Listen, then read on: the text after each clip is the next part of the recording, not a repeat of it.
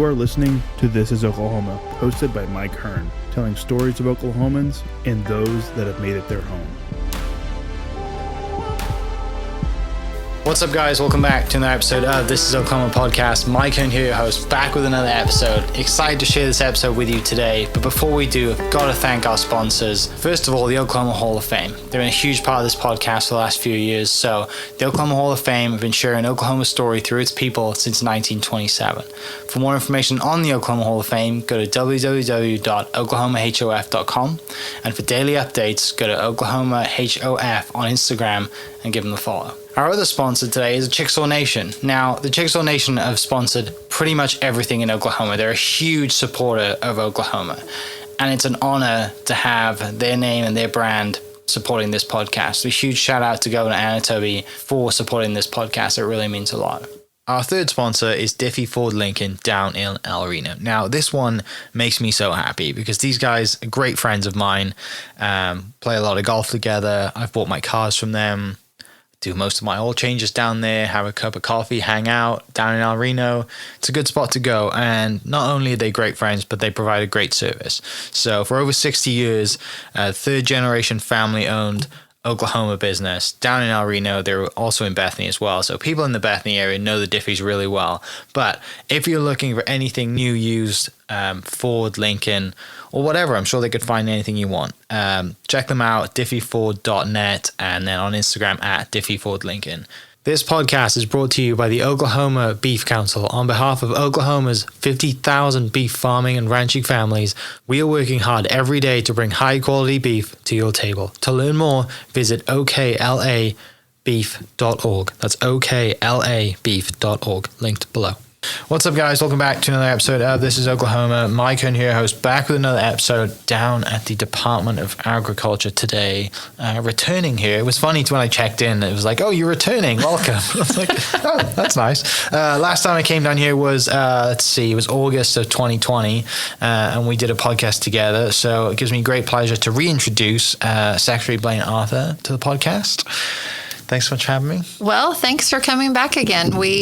Time sneaks away. I can't believe that it's been that long ago, but just look forward to visiting here this morning. Isn't that crazy, right? 3 years. It is. 3 years has gone by super fast. August, I think the episode was episode 197, August the 5th, 2020 is when it went out. So I'll link that for people in the description who haven't heard that. They can go back and listen to kind of like your origin story and kind of what we discovered during that episode of, how you get started, what your, growing up in Stillwater, living in Stillwater, and I think I remember you driving a giant red dually to That's college. right. That's a perfect memory. Yeah, yes, I remember that is right. I thought that was really funny. I'll link that below for people listening. Today we're just going to kind of catch up on what's happened the last 3 years. You've been in the position 4 years, your fourth year now. Yeah. Obviously, ag is a huge business in Oklahoma. It is. I've learned so much with my partnership with the Oklahoma Beef Council and met some amazing farmers and ranchers. And, I'm never, ever going to work that hard in my entire life. I don't think anybody can work that hard other than the people who are in ag. And you just don't understand it. People just don't believe how hard it is. It's incredible, the work that people do. And just to put food on the table, I've been super grateful, and I've realized so much. I have so much more appreciation for the food that I eat now, because of being out and being on farms and ranches and talking to people, and they're like, yeah, I get up at 4 o'clock every morning, right. And then go to work. Yes. Some of these families are working full-time jobs as well. So it's been awesome. But about yourself, 3 years. I mean, what are the big things, I guess, that have happened in the last 3 years other than COVID? Because obviously that was pretty big. But as far as like the ag industry business, what's that been like? Well, ag, there's been a lot of goods, but as with anything in agriculture, there have been some challenging pieces too. Something that we're glad we're kind of starting to be on the other side of is we had serious drought here in Oklahoma. So kind of if you go from April of 23 and then you scroll back about 18 months, severe extreme drought across all 77 counties. And as you can imagine, that impacts everyone in the ag sector. It doesn't matter if you're raising cattle or raising wheat or raising cotton. We were, hauling in hay from, if you could find it, our beef cattle producers were hauling in hay from all across the United States, trying to hang on, to hope that it would rain. And so we were very thankful, of course, that it started raining in about May of this year. But a very challenging time for producers to try to decide what they wanted to do long term. As you'd mentioned, being in production ag is challenging. And we had a lot, specifically of our cattle producers, who were saying, okay, this is maybe one of the last drought situations that I want to navigate through. And so I'm going to liquidate my herd and I'm going to call it quits on cattle production. And that's certainly something that concerns us. We want as many producers out there as we can possibly have. So certainly that was very, very challenging for everyone in the ag industry. Yeah. Is it coming, like, obviously agriculture is quite a generational business.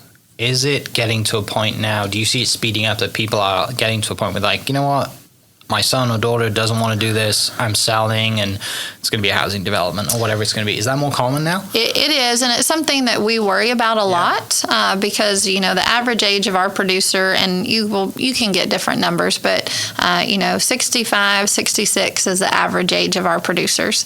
And you can see why some of these kids, they've worked on the family farm. Growing up, they go to college and they say, okay, I can either work 80 hours a week and, maybe not financially benefit that much, or I've got this education now, I can go have more of a typical 8 to 5 job, maybe live in a more urban area. They're making these decisions because they've seen their parents and grandparents kind of navigate through those challenging times, and then that, of course, provides challenges in rural parts of the state.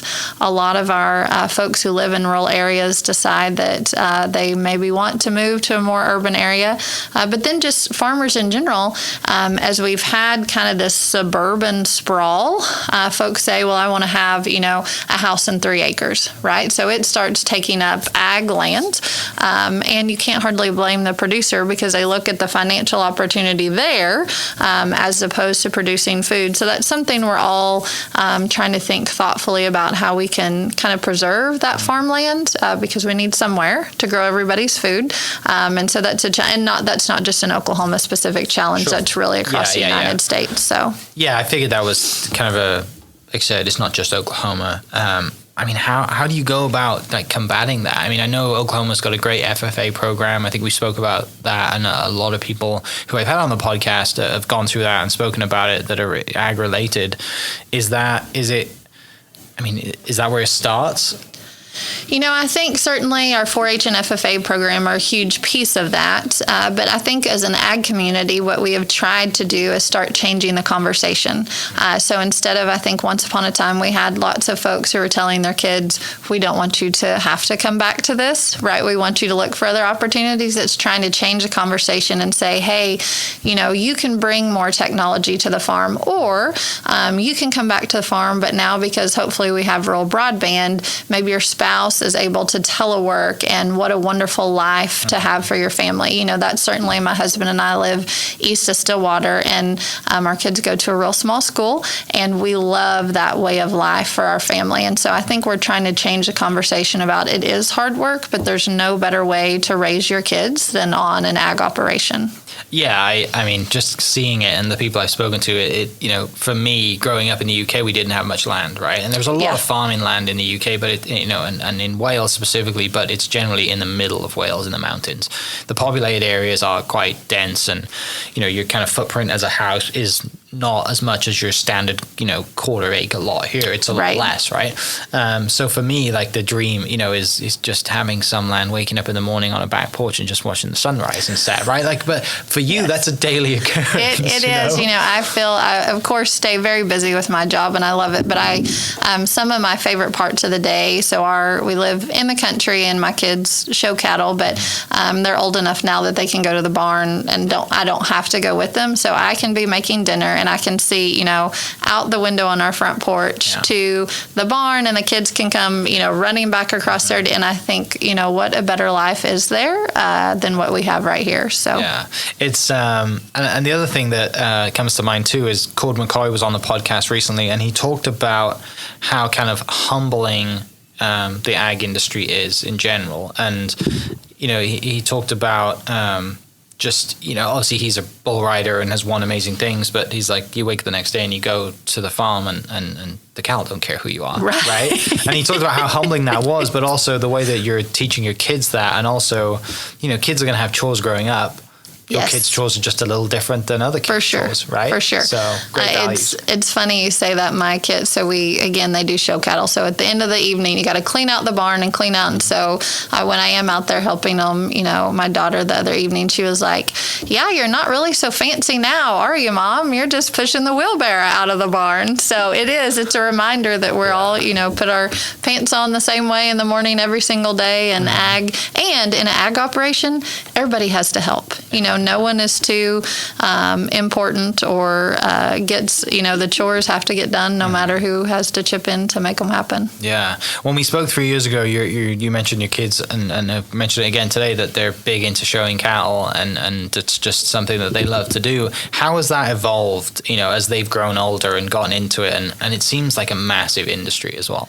It is, and it's something we've really grown here in the state of Oklahoma, and our Oklahoma kids are competitive at national levels, which Oklahoma is so very proud of. The great thing that we love about the show cattle industry, and I think what's been interesting to watch our children, and especially my son, he's the older of the two, is now he started taking interest in kind of the breeding side and the genetic side and making those selections and really thinking about, okay, if our end goal is this, what decisions are we making today, to hopefully have cows that will do XYZ down the road, and then that starts bringing in, things that he learned at school on science and technology and financial planning. And, that probably for the kids is maybe the most interesting, because when it comes the time of year to sell calves and they're like, yeah, look at all this money, Mom. And I'm like, okay, now remember, let's look at, hay cost, feed cost, you pay your dad to run these cows because it's your dad. And they're like, well, then we don't have any money left. I was like, that's how finances work. So you've got to think about that. So certainly been interesting to see them kind of understand all the pieces, and really ultimately why I like the show industry is kids are thinking about, they're showing, but they're also realizing whether it's, beef, hog, sheep, goats, we're raising protein to feed people around the world. And that we do an excellent job of being good herdsmen and taking care of our animals, but with the ultimate goal of that's going to be on somebody's plate someday. I mean, we always have beef in the freezer at our house in the garage, but that's beef that was raised on our place, and making that connection, I think, is really important. Yeah, there's so many values there, isn't it? And it's, I remember there's a video somewhere of like a kid getting his first paycheck, and he's like, wait, I got paid this. Why do I only have that? And it's like, that's tax, kid. Welcome to the real world. Yes. And it's the same for you, right? You go through that with your kid. Like, this is all we spent to raise, and this is what we sold the animal for. Like, yes. And you especially learning that at a young age. And it doesn't matter if your kids go into the ag industry at all. Like, that's valuable stuff that they're learning as a kid growing up. That money and paying things, and like, generally most kids who grow up urban don't grow up like that, right? Who grow up, in the city don't really grow up like those examples. For sure. Right? It's just kind of that business model that they see, and that hopefully, later in life they start thinking about, okay, I do need to save to get here. I do want to do this, or do I need to change my production practices? If I'm not making enough profit, what decisions do I make differently to hopefully make more money in the long run? Mm-hmm. You mentioned genetics. I had two ladies from OSU Meat Science on a podcast a couple of months ago. Went up to Stillwater to see their facility and everything they were doing. I was, again, fascinated. I didn't think there was that much involved in what they do, and it's amazing the way that they're doing. And meat judging, I had no idea that was a thing. Right. Again, another fascinating industry and a fascinating world. And these two ladies, both doctors of can't remember what they do specifically, but they're doctors. You two, if you really know your things, they're pretty impressive. And I, interestingly, back in high school, I was on the meat judging team, and I'm certainly not as tuned up on it as I was back then. But then, as some of as your career progresses, it's interesting because on occasion, then I may be back in a facility and they're like, yes, look at this yield grade here. And you're like, oh, let me make my brain work really hard to try to remember that. But to your point, I think a lot of consumers, they may be buying beef at the grocery store and not thinking about all of this data that is utilized to get that product and how much progress we have made in the beef industry because of genetic selection. And then on the other side of it, our meat scientists, developing different cuts of beef and how can we use those better for us moms that are cooking them at home. So lots and lots of science that's producing an exceptional product that gets better and better all the time. Yeah. I asked, and I'll ask you the same question later, what their favorite cut of meat was, and they, mostly it's ribeye, and it's just one word answer, and the two ladies went into significant detail of like, okay, this is the you got to get it this way, this is how you cut it. It's like, wow, anatomy class right here. Yes. Kind of on the kind of same par as education, obviously with OSU Meat Science and everything they're doing up there. What is it like for your job and the position that you have as far as like, improving education, leading education, and obviously Stillwater and, in agriculture is kind of the best in the state. What is that like for you and just your role as secretary, and how do you push, funding and just make sure that these people have enough of what they do and we can be the best at it? I think that's certainly a priority for me, and the state legislature has been very good to higher ed the past few years, which is great. But when we talk about the ag side of that and why that research funding is so important, so that we've got those faculty members and staff members to be doing that work, because the unique thing when we talk about our land grant universities is they do that research, but then there's the extension of the research, so that goes out to producers, whether we're talking about the beef side or, we have a tremendous wheat improvement team at Oklahoma State University. So over 50% of the acres that are planted in wheat in Oklahoma, those wheat varieties were developed at Oklahoma State. And then we typically run stalkers on that wheat in the fall and winter time here in Oklahoma. So they're doing that research. And I think sometimes for a consumer, you don't think about that. There are these people at a university every day doing all this research. Why does that matter? Well, because then you've got this product that you get to buy at the grocery store every day that we're helping producers be profitable, but also providing a better product in the grocery store. And we've got just some exceptional folks that, learn new things every day, find out new things, and then they're pushing it out the door through extension to say, hey, this is how it makes your life better. And it's pretty amazing. Mm-hmm. Yeah, and selfishly, I'm a golfer, so I love the grass that they come out of. Yeah, the turf grass. Yes, that's right. That's exactly right. Because I'm terrible at yard work, and like, the less stress and easier I can make my yard greener, and then, they're doing great things. Agreed. There's a lot of stuff coming out there, and I've only got to know about that because of my friends who are graduates of OSU that have great looking yards, and they're like, you have to use this stuff. It's straight out of Stillwater. I'm like, all right, cool. There you go. And it works. Yes, it works very well. It makes me look like, it's like that kind of alpha male dad's, like my yard's better than next door neighbor situation. Right. It's almost cheating. That's master how good gardener, it looks. right? Yeah, You're exactly. master gardener.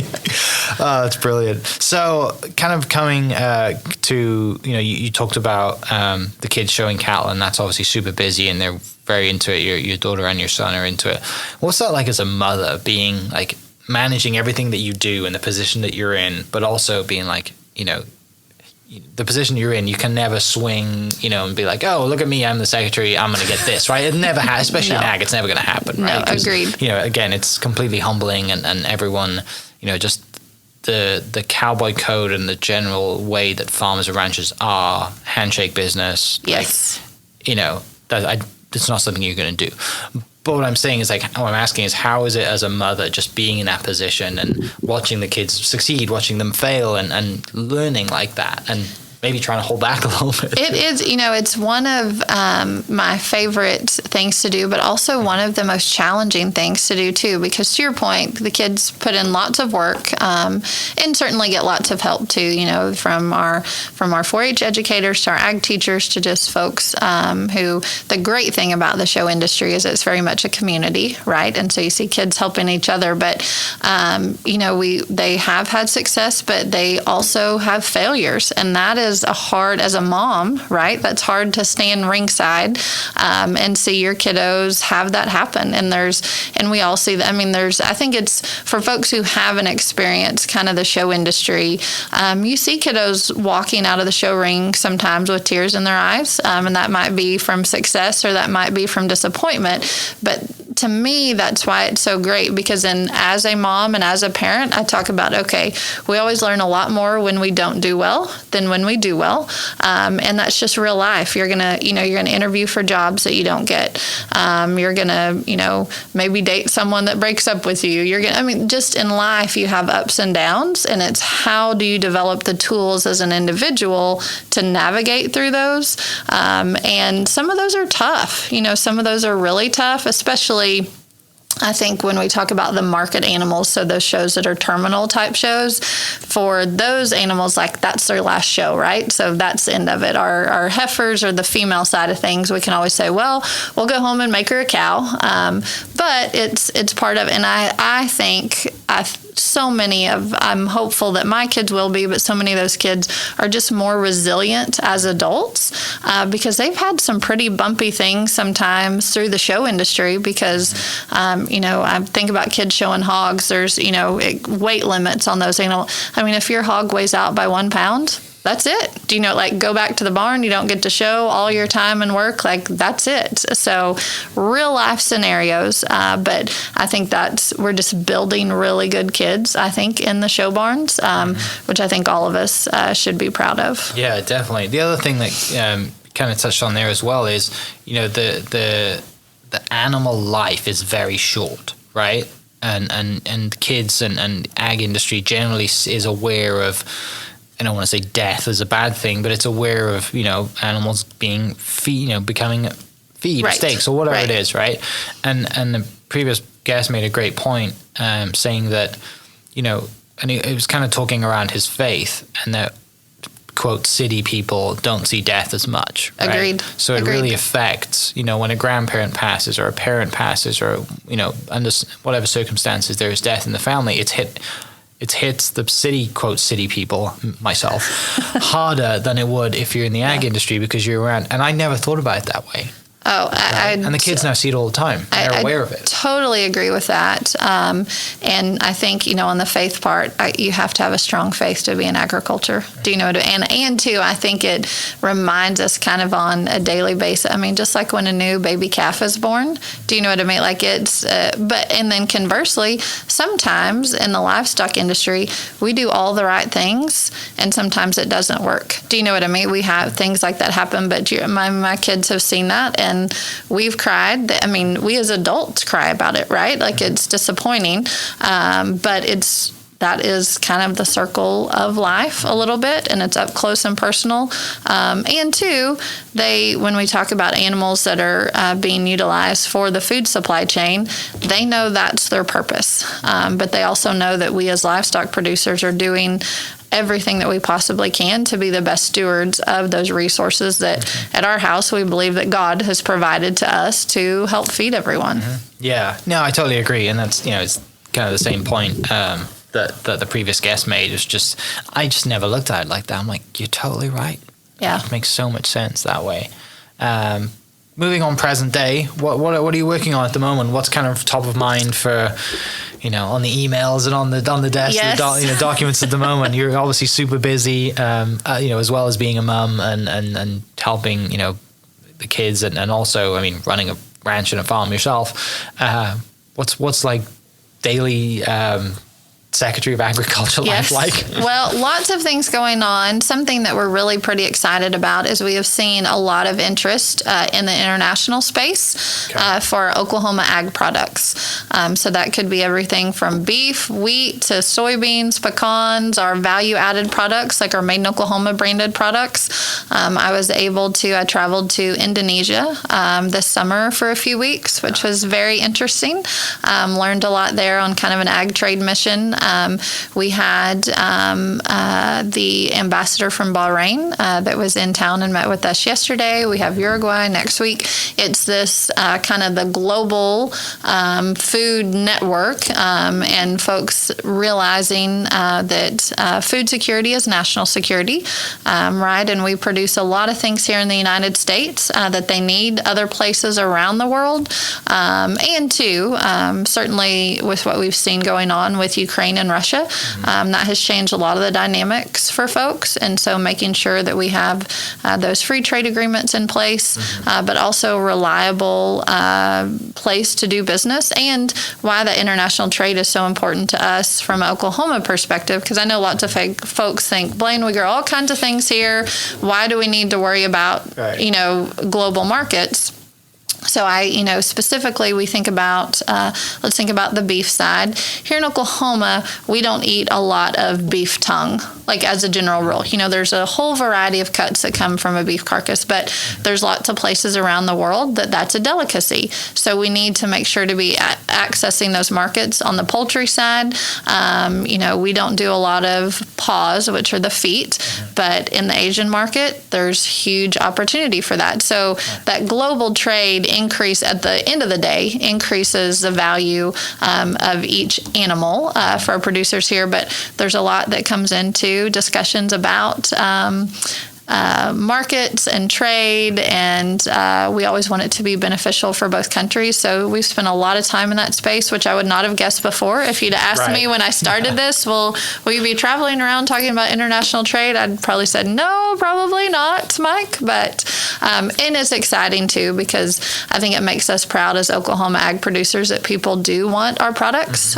from the state of Oklahoma, and we want to see our businesses thrive as well. Yeah. Well, it's extra opportunity, right, for the farmers and ranchers that, I don't know what they've been doing with the tongues and feet up until that point, but I'm sure they haven't been selling them across the world. Right. And so, it's just different groups of folks in the world have different preferences for what they have at their dinner table. And if we can provide that somewhere and it's a profitable opportunity, then it's a win all the way around. Yeah. What was Indonesia like? It was very interesting. First of all, it takes a really long time to get to Indonesia from Oklahoma. It was about 21 hours of flight time. So went to Denver and then Tokyo and then to Jakarta there in Indonesia. They are really their population is just growing. And, it's about 17,000 islands. So they don't have a lot of land, similar kind of to the UK discussion, to be able to produce. So they're trying to develop as many partners. Interesting. We could talk about dairy, for example. And so, we're learning about them and, what is the typical size of your dairy there in Indonesia? And for them, it was like 3 to 4 cows. Right. So for us, here in Oklahoma, we have a couple of operations, that have several thousand cows. So you see the difference there. And then certainly the opportunity for the U.S. to provide soybeans, dairy products, poultry products, and to kind of expose a broader audience to products. We had a really great event on the beef side where they had their master chef, where they were highlighting a particular cut of beef, and what they may have traditionally eaten as steak or beef is not what we would have here. And then, when they're exposed to that, they're like, this is a fabulous product and we want to add it to our meal once or twice a week. So lots of opportunity there, wonderful people, wonderful hospitality. I would liken it very much to kind of an Oklahoma type hospitality. So learned a lot. I don't know that I would suggest the flight time to anyone, but the trip there and the people were wonderful. Yeah, Denver to Tokyo is not a small flight. Right? No, it was, and they're trying to tell you, okay, now stay awake until this point, because then if you'll go ahead, stay awake, then you'll kind of get, because we're total 12-hour difference. So if it's 11 in the morning here, it's 11 at night there, and so I don't know that I quite got my times right, but it was a wonderful opportunity. Yeah. What did, obviously there's a lot to learn on the ag side, but just personally for you, just as, Blayne without the title, what did you learn from going to Indonesia for the first time? Oh gosh, the one piece that was interesting, because we were in some rural areas and then in some more urban areas, is just what the day in the life of someone there, how different that is for us here in the United States and certainly in Oklahoma. Just having the chance to talk to, one mom in particular, very low income, and she's working what would kind of equate to 3 jobs a day here just to provide staples essentially for her family. And how fortunate I am, my husband and I, our kids are, just the opportunity that they have here in Oklahoma in the United States. I think it's always a wonderful reminder of how very fortunate and blessed we are. But then kind of combined with that, then I feel like there's a responsibility to us to provide resources and technology and access to the developments that we have here in the United States to help people around the world, because it can change even just some farming practices. And a lot of the discussion pivoted to, can Oklahoma State University coordinate with us in these different areas? I mean, there can be overnight changes in productivity for them when we have those resources, but it's a very stark reminder of just how tremendously fortunate we are to wake up here every single day. Yeah, that's why I encourage people to travel. I've seen it because I didn't grow up here, right? And I moved here, and the only reason I'm here is because of that opportunity, right? Like I see it every day. And even I've been here 12 years now, and I'm still, I still get reminded of it every time I go back home or visit, a different country. Because when you live here and you don't travel and you just kind of see the rest of the world on the news, you have no idea, right? Realistically. Right. And then, like I said, when you go to a place like Indonesia, even the UK, where the UK is generally pretty, when you look at the countries in the world, the UK and its countries, you would think is doing pretty well. For sure. But as far as opportunity, it's nowhere near what it is out here. And your worst day out here is far better than your worst day back home, in my opinion, as far as opportunity goes. Absolutely. So. And if you want to work hard and show up every day and do good things, I mean, you can kind of set your sights on almost anything, which is incredible. Yeah. No, it's awesome. Other than the flight over there, obviously. I'd recommend not going that far on your first trip out of the country. Agreed. Yeah, do maybe a little shorter trip. What other? Do you have any trips kind of planned for the fall or next year? Any overseas stuff? Next year we will plan to go to Vietnam. A lot of opportunity there, and we have some great coordination with kind of our national group, which is all of the ag commissioners. That they'll take 4 or 5 of us together, so we can bring kind of different perspectives from the different regions. But we really just want to make sure that we're having conversations kind of across the globe, because sometimes we hear that someone's having an issue importing something or exporting something, and sometimes it genuinely becomes just like a paperwork issue, right? Which is so frustrating. But then you get that ironed out. I had the chance to travel with the governor to Azerbaijan, I guess in 21, and we were trying to do some ag pieces there. And so when I traveled over there, I was able to visit with their ag minister, and it genuinely was just a paperwork piece that we got sorted out, and it was great. But we thought, oh gosh, this has been holding this up for a long time. We have a company in northeastern Oklahoma that was trying to do some business there, and we got it resolved. So a lot of times the relationship building and just really getting down to understanding the expectations on both sides, I think is very helpful. Yeah. And then for, like, you said you got ambassadors coming in today, tomorrow, kind of that's like a regular thing. Is it kind of a similar conversation, or are they coming here to learn and to find out stuff? And, it's when you talk about someone coming from Bahrain, and like the sun shines a lot more, I assume, in Bahrain than it does here. You're correct. But like there's a lot of sand. But I assume there's got to be similarities in the way that there's farming practices can be done. Absolutely, right? Absolutely. And so we get questions sometimes about irrigation methods, and too, we certainly learn from them as well. But a lot of times, these visits turn into how can we share science, technology, resources? Because the one thing from an ag perspective, and that's why I do love ag so much, a farmer here, a farmer over there, they're going to tell their neighbor. They're going to share those resources. They're not going to say, well, I really know the best way to do this, but I'm not going to tell you, right? That's not really an ag principle. So we've seen, I think, a lot of kind of on the science and technology and research and development, and two, learning ways to produce food in places where we haven't historically done it. So are we going to do greenhouses? Are we going to do hoop houses?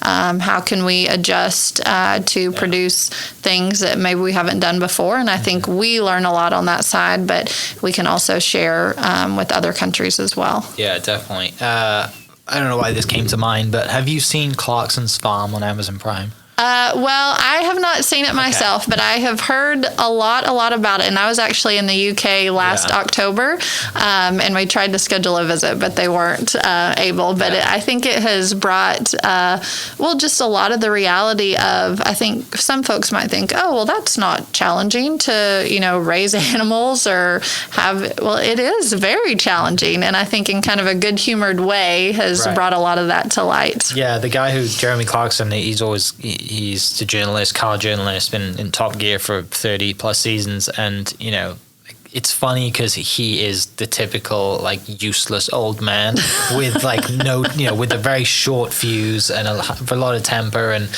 I think they just got cleared for a 4th season. But just watching that, you're right. There's so many things that it can't be that hard. No, it is, and he just goes and buys sheep and they're just the worst investment ever, right? And all these things that he's buying, and it's fun to watch it, and it's comedic as well, right? So that helps, but there's so many lessons in it. And it's interesting. I'd be interested to hear whenever you get to watch it, your feedback on, how that compares to, stay over this, to Oklahoma or to Bahrain or wherever that is. That, like I said, all farmers are, we're all doing the same kind of work, right? But for sure, it's just different climates, different crops, and all that stuff. And trying to use your natural resources to produce the very best you can and make the best decisions you can. Definitely. All right, finishing up.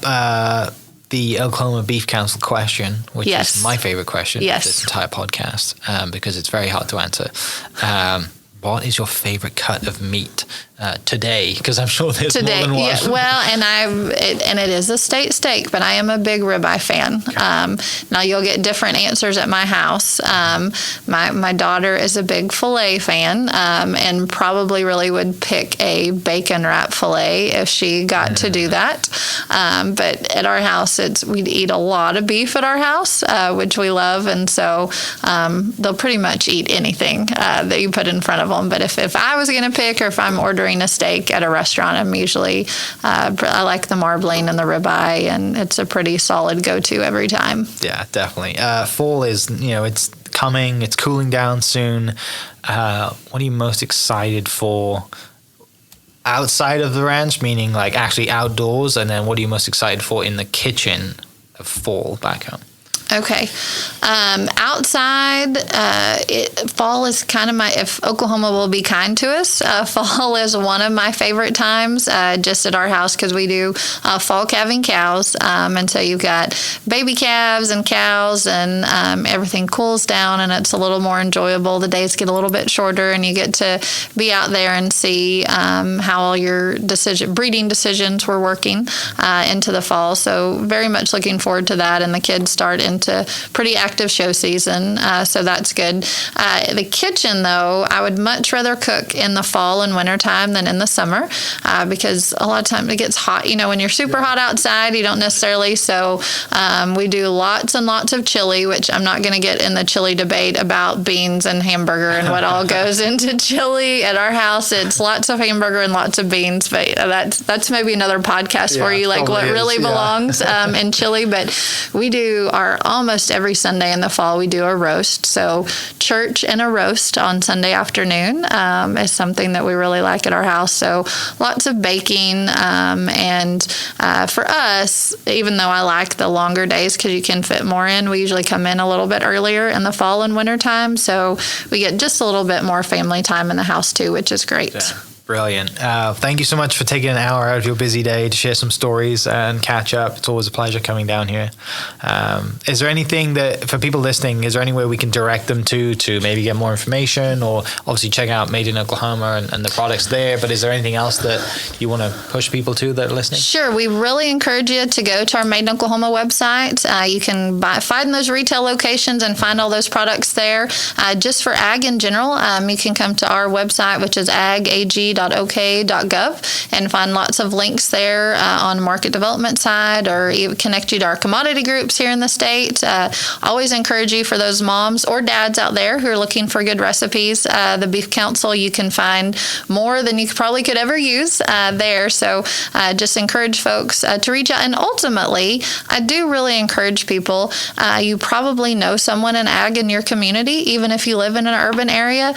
So just ask them questions about ag. They're probably not going to offer that up unless you ask them, but once you ask them, people in the ag industry love to talk about what they do. So I encourage folks to ask, especially some of our older farmers. They probably act like they don't want to tell you about it, but they really are passionate about what they do, and I think just a great educational opportunity. Brilliant. I'll put those links in the description down below, and for people listening, we will catch you next episode. Cheers. Hope you guys enjoyed that great episode. Thank you so much for listening. As always, huge shout out to our sponsors, the Oklahoma Hall of Fame, sharing Oklahoma story through its people since 1927. For more information on the Oklahoma Hall of Fame, go to www.oklahomahof.com and follow them on Instagram for daily updates at oklahomahof. Our other sponsor, the Chickasaw Nation, amazing sponsor. They do amazing things for the state, and they're always sponsoring something in Oklahoma. They're a huge supporter of Oklahoma, and without their support, we wouldn't be able to do what we do. And our third sponsor is Diffie Ford Lincoln down in El Reno. Now, this one makes me so happy because these guys are great friends of mine, play a lot of golf together. I've bought my cars from them, do most of my oil changes down there, have a cup of coffee, hang out down in El Reno. It's a good spot to go. And not only are they great friends, but they provide a great service. So for over 60 years, third generation family owned Oklahoma business down in El Reno. They're also in Bethany as well. So people in the Bethany area know the Diffies really well. But if you're looking for anything new, used, Ford, Lincoln, or whatever, I'm sure they could find anything you want. Check them out, diffieford.net, and then on Instagram at diffiefordlincoln. This podcast is brought to you by the Oklahoma Beef Council. On behalf of Oklahoma's 50,000 beef farming and ranching families, we are working hard every day to bring high-quality beef to your table. To learn more, visit oklabeef.org. That's oklabeef.org, linked below. Thank you for listening. We are inspired by those around us and hope that you are too. Make sure you subscribe to this podcast on your favorite podcast platform and leave us a review so we can keep telling your stories. For more great Oklahoma content, follow This Is Oklahoma on Facebook and Instagram.